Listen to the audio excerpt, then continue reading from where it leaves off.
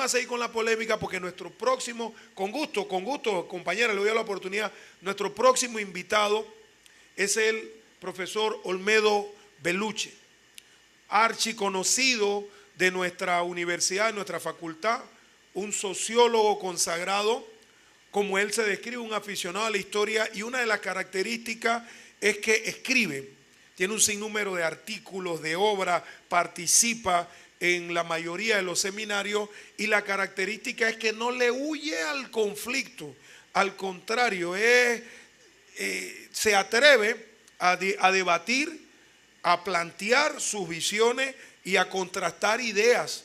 Una de las más características, una de las que más conocemos, es el tema de la separación de Panamá de Colombia y el romanticismo que hay sobre 1903. El doctor Belluche tiene posiciones que algunos asimismo genera, y hoy lo traemos para que esto siga en salsa, porque vamos a seguir viendo esa visión hispanoamericanista. Nos trae, para que ustedes estén aquí, la conferencia Concepción Bolivariana de la Unidad Hispanoamericana.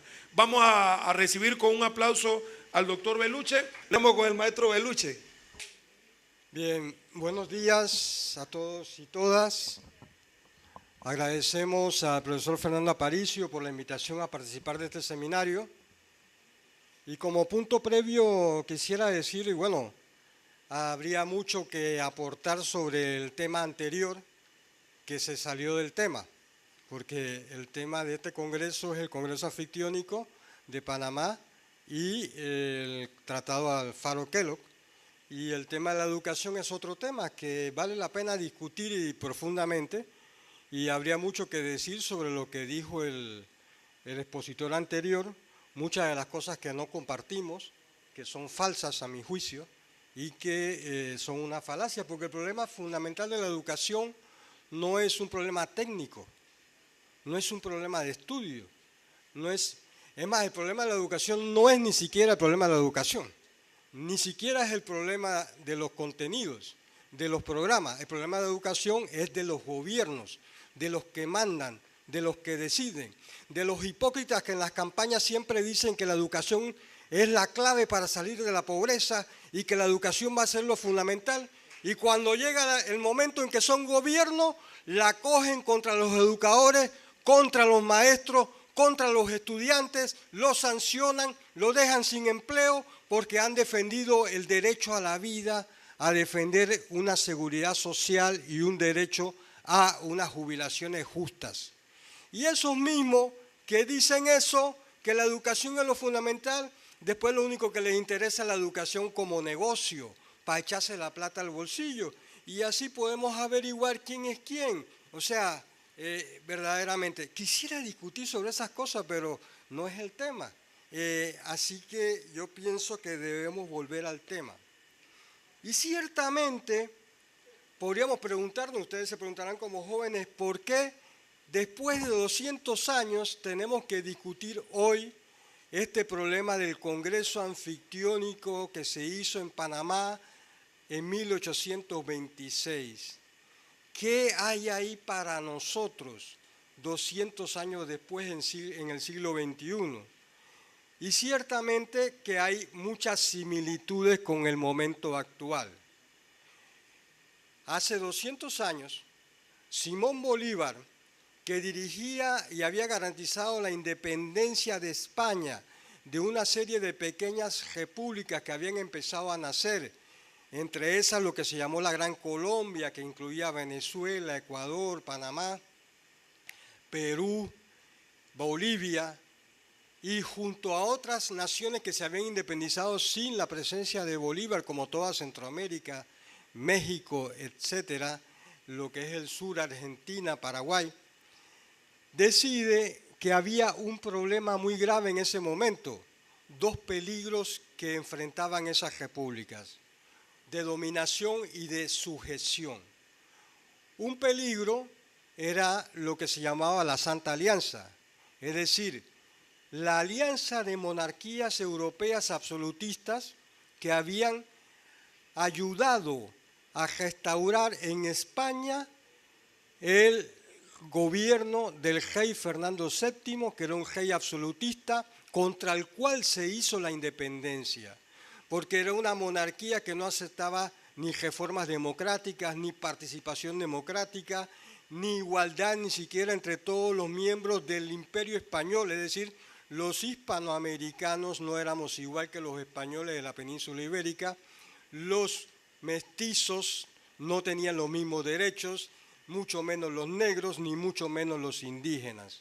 Esa era la sociedad absolutista jerarquizada que defendían las monarquías europeas, donde el rey tenía todo el poder de decisión y no consultaba absolutamente a nadie. Ese rey había sido puesto en jaque durante 3 años por un gobierno liberal en España que lo obligó a que hiciera una monarquía un poquito más democrática, pero las monarquías europeas se agruparon en lo que se llamó la Santa Alianza y derrotaron a ese gobierno liberal en España, fusilaron a esos dirigentes liberales españoles y restauraron la monarquía absoluta. Eso en 1823. Y justamente ahí pretendían o se suponía que podían volver a invadir Hispanoamérica para poder acabar con la independencia que se acababa de lograr. El otro peligro era que justo en respuesta, en cierta manera, a esa amenaza, Estados Unidos, que ya era independiente desde 1776, había lanzado en ese año 1823 su famosa doctrina Monroe, es decir, América para los americanos. Pero ustedes saben, gracias al conejito malo, que cuando los yanquis hablan de americanos, no se refieren a ustedes, ¿verdad? ¿Saben eso?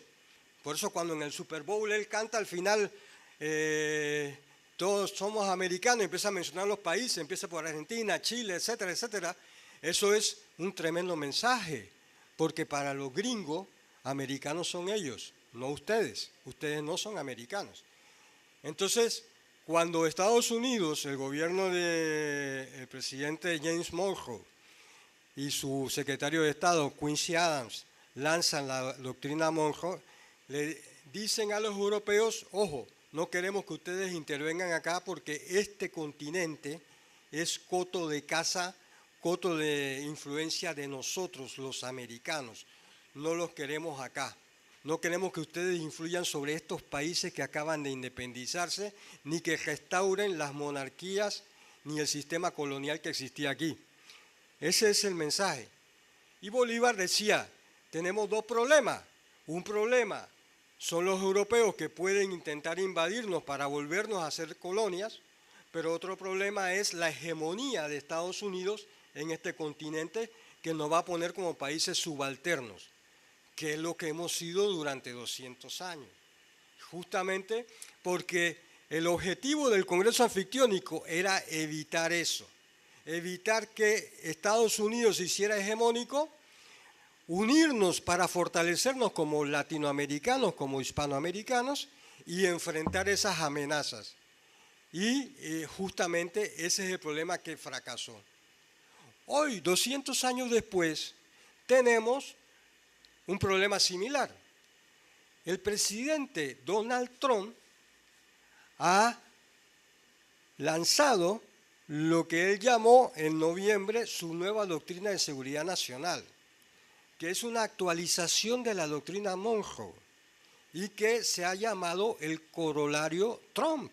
Él mismo lo llamó el corolario Trump, que dice claramente que este hemisferio, este continente al que no llama América, sino este hemisferio occidental que él llama, le pertenece solamente sus recursos naturales a Estados Unidos y que promoverá que los estados latinoamericanos que están en este continente solamente negocien todos los recursos estratégicos, minerales, especialmente combustible, etcétera, etcétera, con empresas norteamericanas.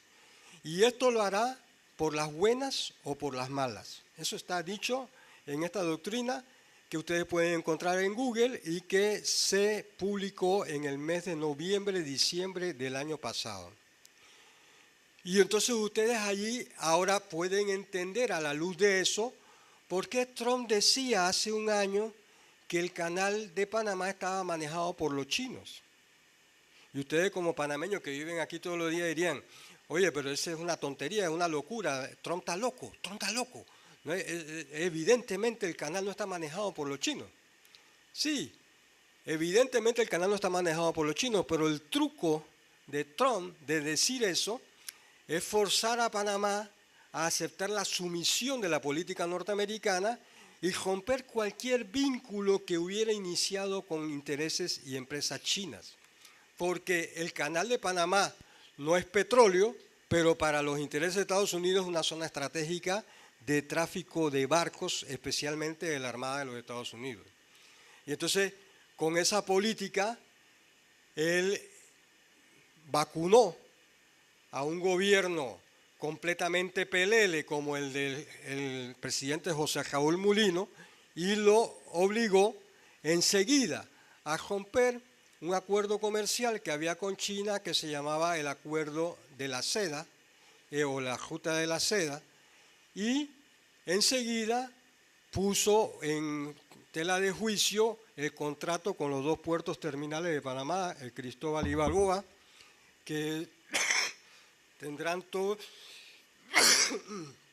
tiene muchas cosas cuestionables, pero no los pusieron en duda judicialmente porque fueran cuestionables, lo pusieron en duda porque los gringos exigieron que esos puertos pasen a manos de empresas norteamericanas. En segundo lugar, en ese mismo sentido, Estados Unidos logró que el señor Mulino firmara un acuerdo de entendimiento con el secretario de Defensa de los Estados Unidos que le permite restaurar bases militares en Panamá, cosa que se había extinguido en el año 2000, gracias al Tratado de Torrijos-Carter, gracias a los mártires del 9 de enero del 64. Entonces, hoy tenemos presencia militar norteamericana en torno al Canal de Panamá.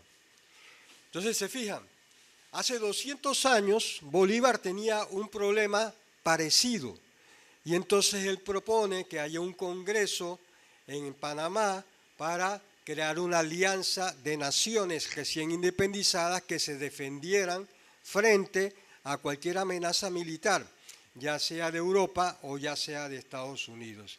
Ese era el objetivo. No era el objetivo crear una sola nación de todo el continente, lo cual él obviamente veía imposible.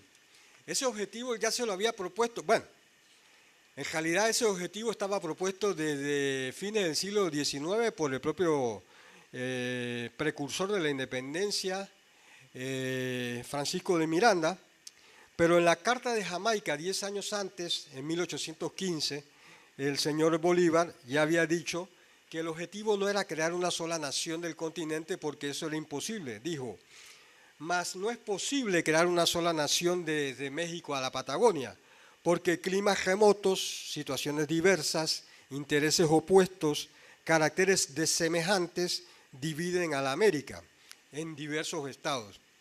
Y él vaticinó lo que después sucedió, que iban a surgir como 17 estados distintos, y eso fue lo que pasó. Entonces, en 1824, a poco de derrotar finalmente a las tropas españolas en América, en la batalla de Ayacucho, él convoca esta reunión de plenipotenciarios. Y le llama anfictiónico, ¿por qué? Anfictiónico viene de una palabra griega. Los griegos, en Grecia, los que son historiadores deben pensar de esta manera, los estados nacionales modernos no existían antes, esos son creaciones del siglo XIX para acá. La Grecia antigua, de la que ustedes leen, de los filósofos, etcétera, etcétera, eran ciudades-estado. Aunque tenían una misma cultura, eran ciudades distintas. Entonces, cuando ellos iban a ser invadidos por los persas, que era otra nación, otra cultura, ellos se unían en un congreso en Corinto, donde debatían cómo crear un ejército común para defenderse frente a la invasión extranjera y cómo enfrentarla juntos, ciudades distintas. Y es lo que visualiza Bolívar para el Congreso Anfictiónico, es decir, una alianza político-militar de los estados recién independizados de Hispanoamérica, y es lo que se propone hacer. Y para ello invita a todos los países consolidados como independencia a ese momento, que eran prácticamente todos. El problema que hay, y es parte de lo mismo que tenemos en este momento, es que nuestros países, nuestras naciones, no son entes orgánicos uniformes. Nuestras naciones están divididas en clases sociales, lamentablemente. Cuando alguien dice los panameños pensaban tal cosa, los panameños somos mucha gente, diversa, de diversas opiniones, políticas, sociales, culturales, de diverso tipo. Entonces, decir los panameños como identidad es una abstracción. Entonces, lamentablemente, nuestras sociedades están divididas en clases sociales. Hace 200 años, así como ahora, había una clase dominante que le llamaban los criollos, que eran los grandes dueños, los propietarios de las minas, de las grandes plantaciones de cultivos que se exportaban como el azúcar, el cacao, el algodón, etc. Y esta clase social que no luchó por la independencia trató de sabotear desde el principio la unidad que proponía Bolívar. ¿Por qué? Porque a ellos les convenía más vivir divididos y gobernar sus pequeños negocios y convertir a las nuevas repúblicas en negocios pequeños que ellos controlaran. Entonces, las propias clases dominantes, muchas de las cuales ya trabajaban para intereses extranjeros, como hoy en día sucede, empezaron a sabotear la idea del Congreso. Un ejemplo famoso de eso es Rivadavia, que era presidente o dirigía el gobierno de la ciudad de Buenos Aires, todavía Argentina no existía como país, era agente comercial de los intereses ingleses. Y él rechaza, y por eso no hay ningún representante de Buenos Aires o lo que después sería Argentina en el Congreso de Panamá, porque él no quería someterse a esa posible unidad, porque él trabajaba en función de los intereses comerciales extranjeros, es decir, de los ingleses. Igual sucedió en Chile, mientras que el prócer O'Higgins, siempre había un sector radical que estaba dispuesto a proponer el tema de la unidad, pero desde las cúpulas sociales se oponían a eso. O'Higgins había sido sacado del gobierno por los oligarcas terratenientes chilenos que tampoco le dieron importancia a enviar a nadie a este Congreso. Mucho menos Brasil, que seguía siendo un imperio colonial donde imperaba la esclavitud, etcétera, etcétera. Y solamente se hicieron presentes los países en los que directamente influía Bolívar, que era Perú, que era Colombia, y Centroamérica y Nueva España o México, que en ese momento se había constituido ya un país independiente. Y sin embargo, desde las propias entrañas de Colombia empezaron a sabotear la idea del Congreso unitario. Bolívar veía importante invitar a los ingleses a este Congreso de Panamá porque los ingleses lo veían como un aliado para enfrentar a las monarquías absolutistas que amenazaban con apoyar a España a volver a colonizar a América. Entonces él decía, como los ingleses son la principal potencia comercial del mundo, pueden interesarse en que sigamos siendo independientes. Y a nosotros nos interesa mantenernos libres e independientes, y ese es el objetivo central por el cual se hace este Congreso, para defender esta independencia. Y él dice, no invitemos a Estados Unidos. Y dice, no invitar a Estados Unidos fundamentalmente porque podría ofender a los ingleses. Estados Unidos acaba de separarse o independizarse de Inglaterra, pero además ya él veía, ya iba a la amenaza que representaba Estados Unidos para el futuro de Hispanoamérica. Y sin embargo, el vicepresidente de Colombia, Francisco de Paula Santander, decidió invitar a Estados Unidos de todas maneras al Congreso. Es decir, una forma de sabotear la idea que proponía Bolívar. Y bueno, estos sabotajes siguieron existiendo a lo largo del Congreso. Ya en la conferencia inaugural, yo no lo voy a repetir, lo expresó muy bien el expositor de la Asociación de Historiadores de Colombia. Quedó claro que el Congreso solamente pudo aprobar una resolución política muy formal, una resolución de alianza militar que no fue la que Bolívar proponía exactamente, y creo que 2 resoluciones más. Y la propia actitud en el Congreso, la reunión que hubo en Panamá, que fue de pocos representantes, no logró trascender porque los acuerdos no fueron ratificados por los congresos de los países. ¿Por qué? Porque hubo esa actitud de sabotaje a esa idea de unidad hispanoamericana. Por suerte, el representante de Estados Unidos no llegó porque falleció en el camino, pero el representante de Inglaterra sí estuvo, y estuvo centrado en tratar de lograr que los países hispanoamericanos indemnizaran a España por la independencia que se había logrado.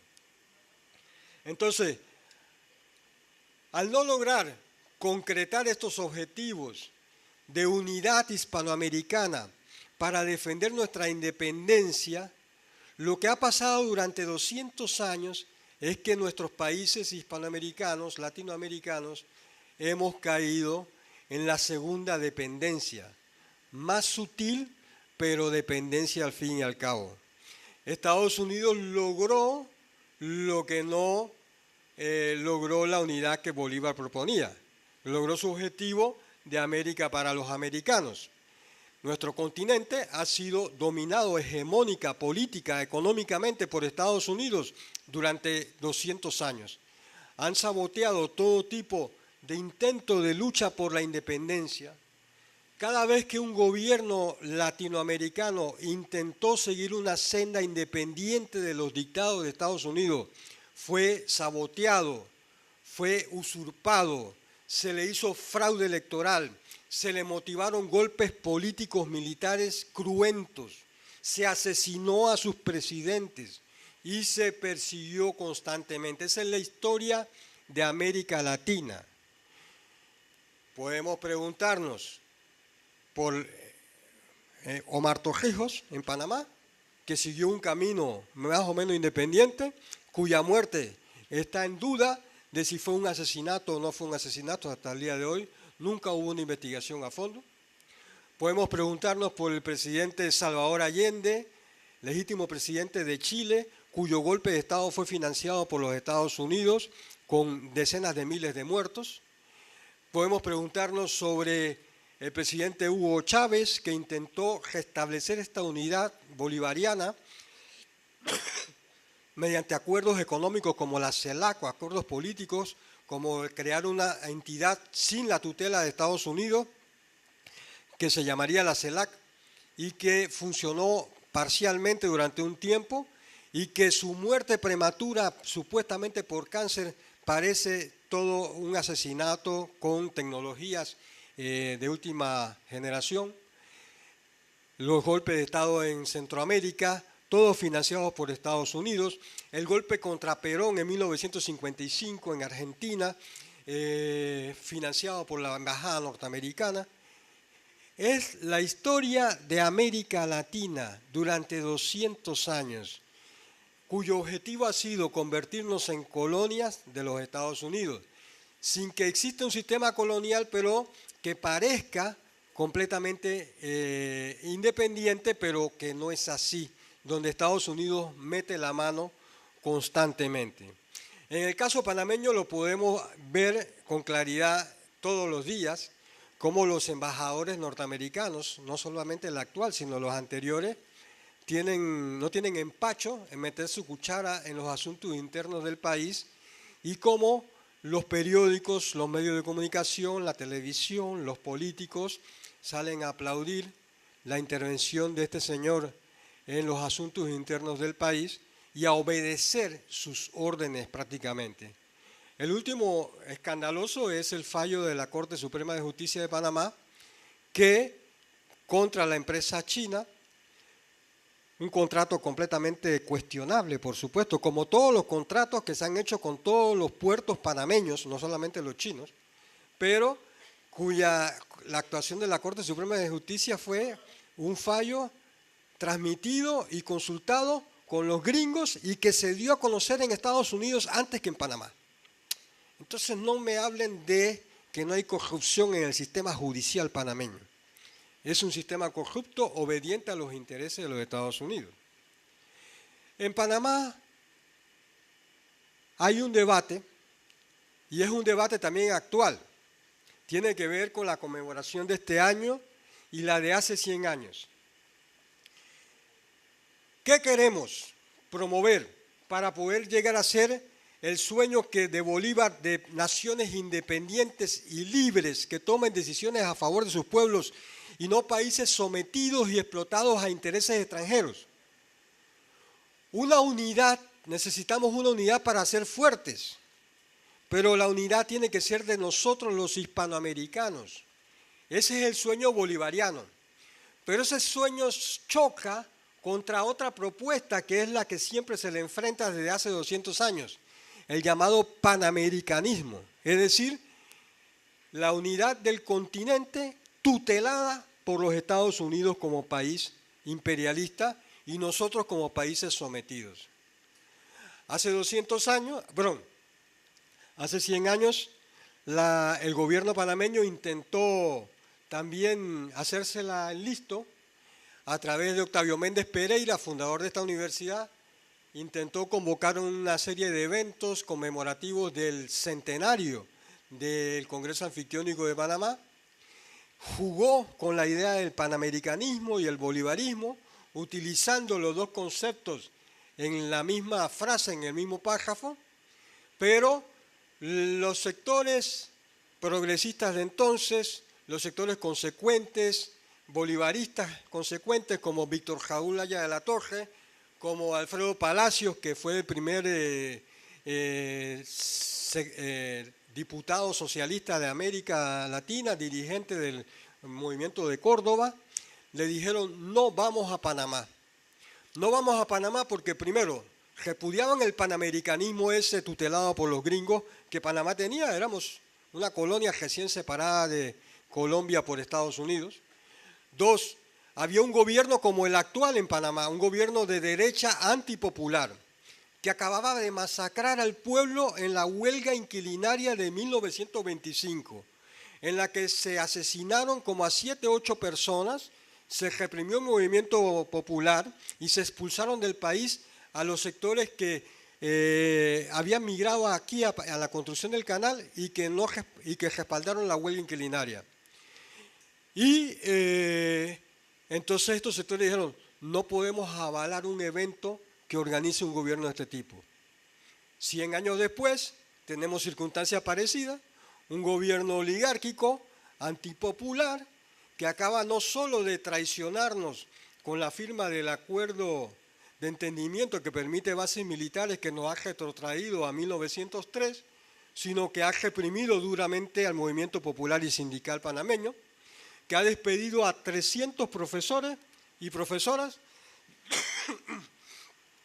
por el delito de irse a la huelga a protestar contra una ley 462 que modificaba el derecho de las jubilaciones para defenderlos a ustedes, a los jóvenes, que son los que no van a tener jubilación el día de mañana, que no van a cobrar como nosotros los profesores ahora, cobramos 60% de nuestros mejores 10 años de salario para jubilarnos. No, ustedes no van a cobrar ni eso, ni el 30% de su jubilación, de acuerdo a la ley que acaba de imponer el gobierno de José Raúl Mulino, y cuya huelga para protestar contra eso fue duramente reprimido el movimiento magisterial.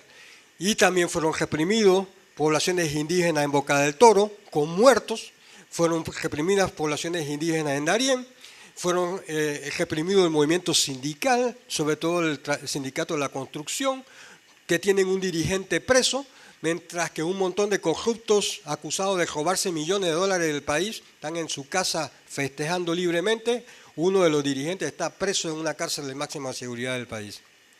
Entonces, hoy, como hace 100 años, como hace 200 años, el pueblo de América Latina tiene el mismo objeto.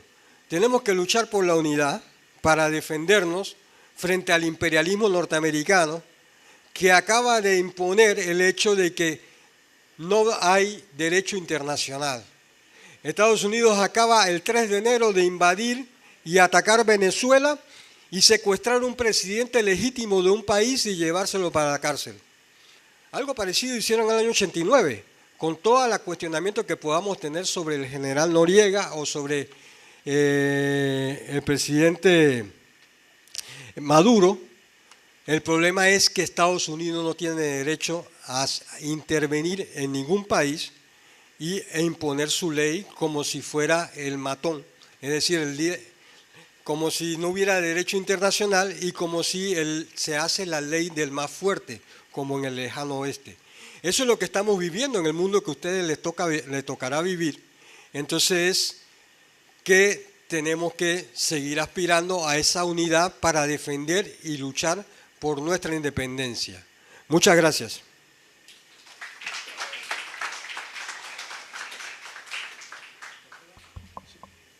Le dije que iba a estar candela.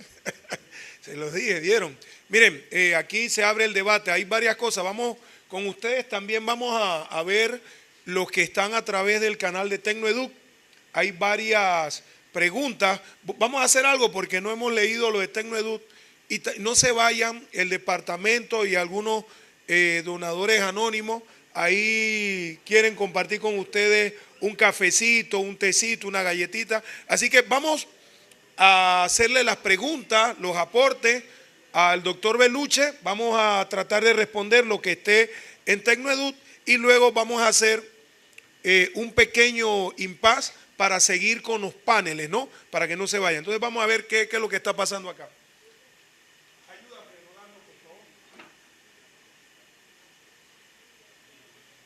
Si alguien de la sala quiere hacer alguna pregunta, alguna intervención a la exposición del doctor Beluche para tenerlo acá en línea. Acá ni panamericanismo, si cada gobierno asiste a sus reuniones con su propia agenda y no con una idea monolítica. Espero su opinión. Gilberto Soto, el maestro Gilberto Soto del CRU de Panamá Oeste, para el doctor Beluche, eso, ni panamericanismo ni hispanoamericanismo, si cada gobierno asiste a sus reuniones con su propia agenda y no con una idea monolítica. Espera su opinión. Vamos a ver qué más. ¿Qué más tenemos ahí, Rolando? Ayúdame, hacia arriba. No se baja. Yo lo tengo en el así se puede. Yo lo tengo en el celular. Dígame. Esa es la única. Bueno, había del anterior algunas opiniones. Dice Javier Muñoz, no tienen plata para la matrícula, ese es para ustedes. Sí, pero sí para los 4 días de carnaval. No vamos a decir lo otro. Ok, algunas opiniones a favor del expositor anterior, muy poderoso su mensaje educativo, no creo que le irá bien con Lucy. Y Ana Elena Porra, la maestra Ana Elena Porra, y otras en contra, ¿verdad? Quiero darle las gracias a la profesora Fermina y al profesor Pantaleón, que me dijeron que fue Voltaire el que dio la cita que yo expresé sobre las ideas. Y aprovecho, profe, para hacerle una de las preguntas que teníamos apuntada. ¿Qué le respondería usted a las corrientes historiográficas que plantean que no se apoyó el Congreso anfictiónico porque encubría los intereses malévolos de Bolívar de querer erigirse como un gran emperador y que era aunque era contra estadounidense, aparentemente Bolívar era pro-británico, ¿no? Entonces hay una corriente que dice, no, este Congreso no debe rescatarse nada, detrás de eso se encubría los intereses de Bolívar y no tuvo mayor, en la práctica no tuvo mayor efectividad. Usted hoy lo ha traído hasta 200 años como depositario de ideales. No sé, para que el doctor Beluche pueda responder, no sé si alguien acá en la sala tiene alguna pregunta, alguna opinión. Damos el espacio. No, ahí tenemos entonces algunas de las que están acá y las que le he formulado. Por favor. Bien, antes que nada, un espacio publicitario. Tenemos este trabajo que se titula Independencia Hispanoamericana y Lucha de Clases, donde también abordamos en un capítulo el tema del Congreso Bolivariano o el Congreso Anfictiónico y que puede ser de interés para lo que quieran. El día de hoy tendríamos precio especial para los estudiantes. Y si no, en Google pueden encontrar muchos de estos temas, porque casi todo lo he publicado en Google. El que quiera profundizar sobre ello también puede. En realidad, en aquel momento, el sistema republicano no estaba completamente consolidado. Recordémonos que las revoluciones hispanoamericanas, que son una revolución contra las monarquías, contra el sistema monárquico, recién empezaba. Y el modelo político que era la contraparte era el de Estados Unidos, como un sistema republicano alterno, lo que no quiere decir que era más democrático que la monarquía, pero no suficientemente democrático. Bolívar siempre rechazó la posibilidad de proclamarse rey o emperador.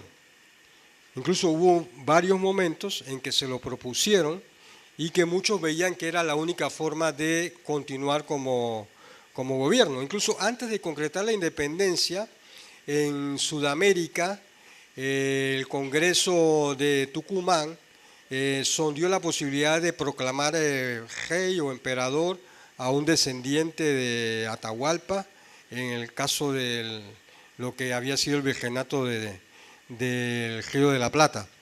Pero Bolívar siempre rechazó eso, siempre se proclamó republicano en última instancia, aunque estando en Perú, el Congreso peruano lo proclamó no presidente, sino dictador del Perú.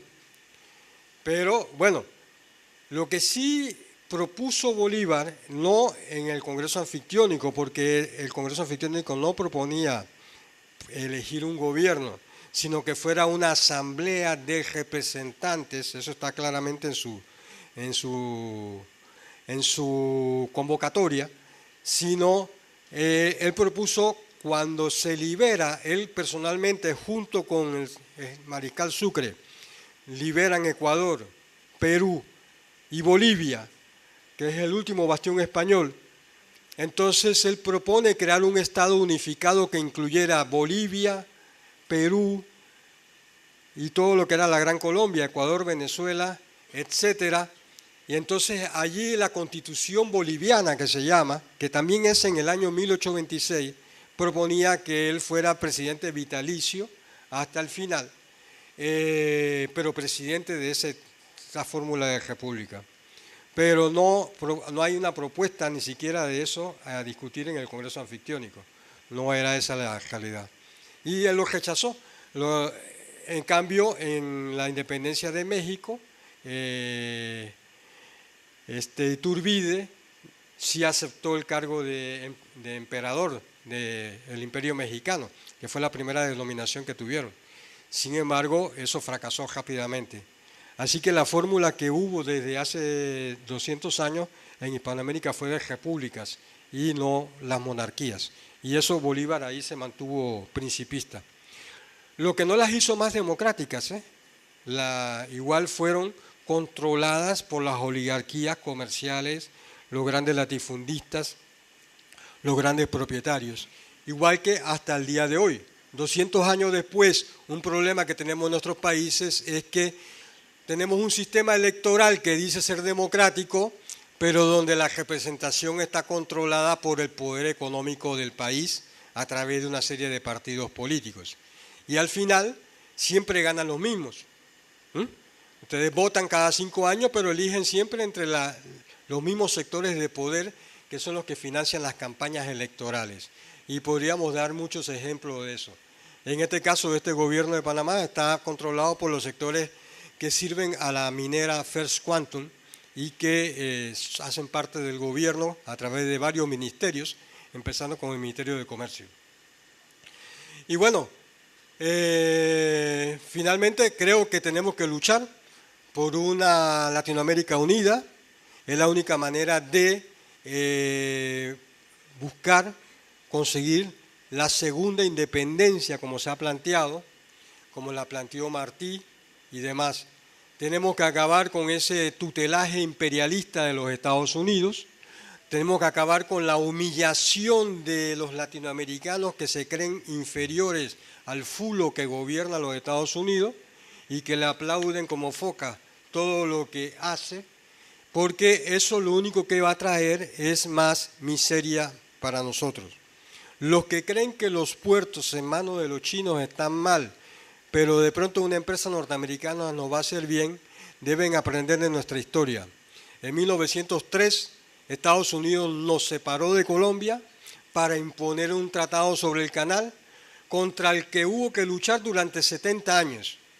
Y durante 70 años lo que hubo para Panamá fue el Gold Roll y el Silver Roll, el racismo en la política en la zona del canal y un canal que no servía a los intereses del país y que a Panamá le daba una bicoca mientras los Estados Unidos se quedaba con la parte del león.